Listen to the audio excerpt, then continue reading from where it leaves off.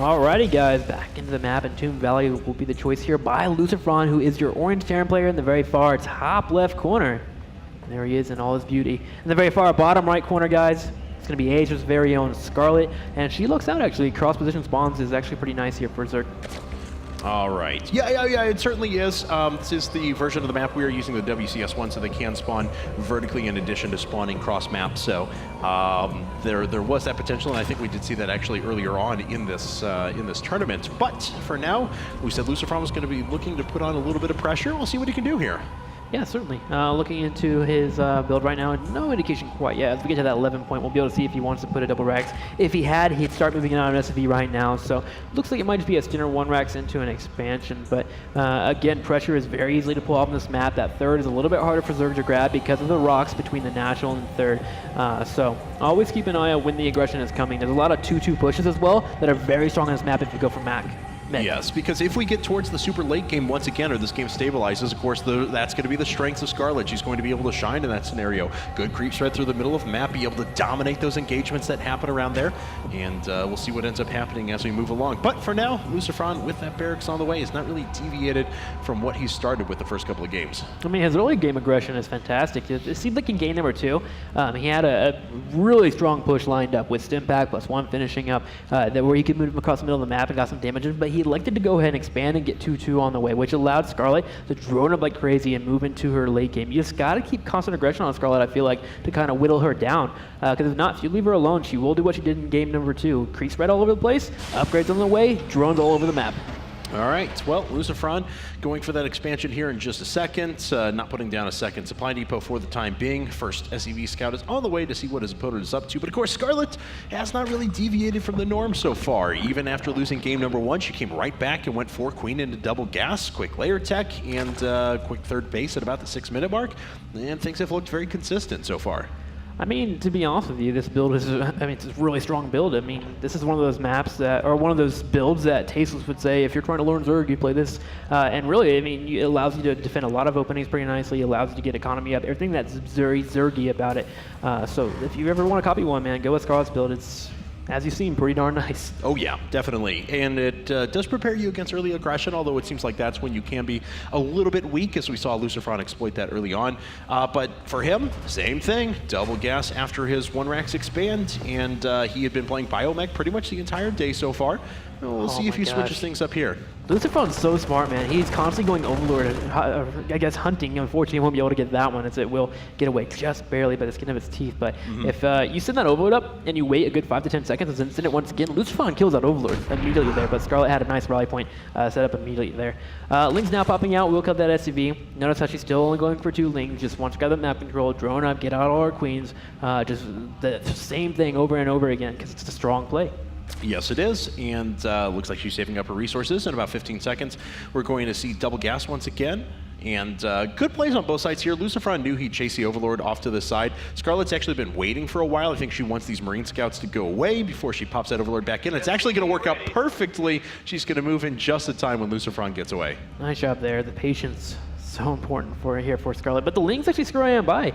They're going to get the natural, and they can actually kill off a couple of SCVs if Scarlett goes for it. Nope, they're going to go ahead and go straight to the main. Unfortunately, that is walled off, so that will be killed off. Yeah, bye-bye, Zergling. You served well. And hey, first time we've actually seen a second factory produced for LucifroN. So even going for Biomech the first couple of games, this could be just a super strong 2-base Hellion push into something else afterwards, but this could be indicative of just some strong mech play as we move on. With double gas, I really want it to be Blue Flame Hellion, and actually with that Rax falling down straight into a tech lab here, it could be Blue Flame Hellion, which is very strong against the style that Scarlett wants to go for. In fact, we watched a game with Stefano against Innovation in the GSL, and there was actually this type of build that happened that he just straight up killed off Stefano, because we've only been having about 4 queens popping out for Scarlett. To hold that off, you need about 6 to 8 queens, or a nice amount of Lings that get a lucky surround. So if LucifroN goes for Blue Flame Hellions, expect him to actually maybe potentially get a lot of drone kills or even kill off Scarlett. And as you can see, Scarlett has done the exact same thing. Third base in 6 minutes, double evolution chamber following up a third gas. Fourth gas is not quite on the way yet, but her layer tech will certainly be started pretty soon. Okay, so he's going for Blue Flame Hellion. It is imperative that Scarlett actually scouts this in any way, shape, or form. Unfortunately, there is a Marine in the top right corner where that Overlord is, so he can't come in and check out the main whatsoever. Actually, yeah, behind that tree there, you see it just chilling, man, ready to snipe it right away. So there's no way that Scarlett will know it's going to be Blue Flame Hellion. There's only 4 Hellions here, which is like the standard mech play.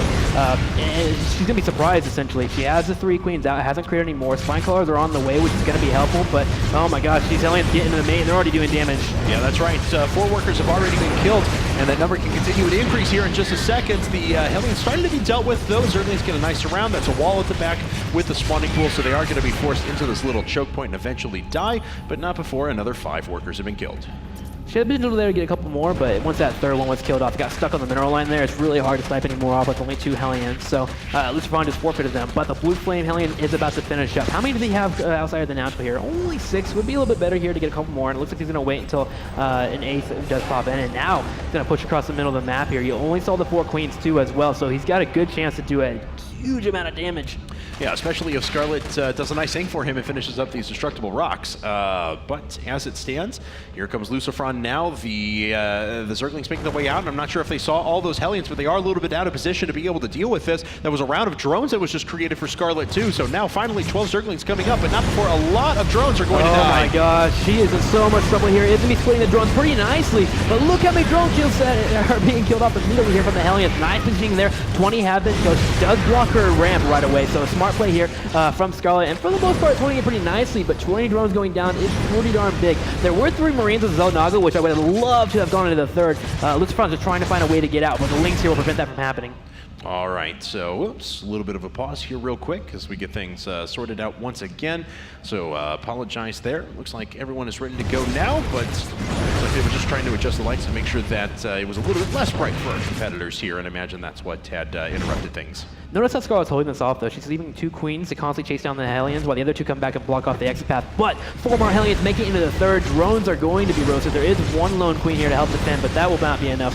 Minecrawler getting a couple of pokes off, but not before the drones are going to be dispatched very quickly here. LucifroN with this build is literally just absolutely countering the build that Scarlett's been going for. And LucifroN is playing his Lucifroniest right now. He has 3 more factories coming up now. He's pumping out nothing but Hellions and inflicting huge amounts of economic damage, and he's doing it very successfully. +1/+1 coming up for his mech as well. Scarlett is down to just 42 drones and has to recover very quickly. She has been doing what you need to do against this. Either A, you get a Roach Warren and deal with it effectively, or you keep droning off and hope that your Queens and Lings get the right surrounds. So she's gone for the latter option here, but more Hellions keep showing up, and that's kind of the advantage here. If you get a nice initial burst of damage with your first Hellion, you constantly keep following up, because most players won't throw down a Roach Warren. And this is the point where Scarlett thinks, okay, I should have put a Roach Warren down, because now the Hellions are in the main, and Scarlett may just have to GG from this if she loses all her drones, and she is losing a substantial amount of them. All falling here, hitting into the 40s now with workers killed. Yep, 49 as a matter of fact, about to head up to 50. And LucifroN behind this is doing a magnificent job of meching. He's going up to his third base. His command center, in fact, is already done. He's producing 3 tanks at a time. His 1/1 upgrades are about halfway done. He's going to kill a lot more Zerglings here, even though there was a pretty good surround, and they're going to tuck him into a little corner here. Yet more units are going to die. Yeah, the goal here for LucifroN, because he was already trapped in the main base, was just to kill off as many Lings as possible, and he certainly did that. Scarlett now falling up into Roaches. She has a nice economy here to get out a good 8-10 of them, actually. So if she can get them popped out, it will be pretty nice for it, but already the Hellions are in the natural once again, just roasting drones, and wow, Scarlett is pretty far behind. If she comes back from this, man, she is a beast. Well, that's 56 workers killed. Few more get roasted off to the side. 60 workers killed to just 1. And you can see she's produced 96 drones over the course of this game. 60 of them have been killed. She's down to just 36. So now the bulk of her mineral economy is here. And of course, the destructible rock still stands. So had there been another little attack over to the third, the units wouldn't have been able to react in time. That could have actually been pretty deadly as well. So it looks like LucifroN may be heading towards that direction now. Here's the worst part behind all this. LucifroN's moving to the third. He's got +1/1 already done from mechanical weapons, moving into siege tanks. They already have siege mode. If he pushes with Hellions at a few siege tanks, it kind of sits by them and slowly pushes in, he will just straight up kill kill off Scarlett. And more drones are being roasted once again. A huge volley goes off as well, hitting up almost into the 70s numbers here with drones being killed off, transfusing even the drones. So Scarlett will hold that small push once again. But remember, behind all this now, +2 weapons are on the way. 4 mechanical weapons moving into more siege tanks at the same time. Production is off the chain here for LucifroN. You can tell he's bringing 8 Hellions at a time, while at the same time still creating siege tanks back at home. Falling into, look at this, 3 command centers because he can do it. Scarlett literally can't push off across the middle of the map. Yeah, and so Scarlett's doing, the one nice thing she has going for her, of course, is her creep spread. It's an effective job at getting that through the middle of the map, so if she can find an engagement out in the middle of the open, she will be able to surround those forces quite easily. But the problem is, does she even have the firepower to do that if she gets the perfect engagement? Oh, I don't know, man. Like, literally, if she wins, I will give away my tie to someone here in the venue. This follow-up push from LucifroN is ridiculously strong. You're starting to see it right here with the siege tanks now on the way, just putt-putting their way on the hatchery. She can't get a 4th base at all. There is one on Hellion as well, making its way into the natural at the same time, just enough to make Scarlett kind of deal with both ends of the front. Siege tanks now sieging up once again, and this 3rd is in trouble at the same time, because there's no way these queens can engage this. Yeah, this Nightcrawler is going to die very quickly. Almost grabs itself a tank, but that's going to be about all. Queen coming forward to absorb a few shots, while yet more drones are roasted inside of the 3rd. 74 workers killed and increasing now. And this is just a drone slaughter.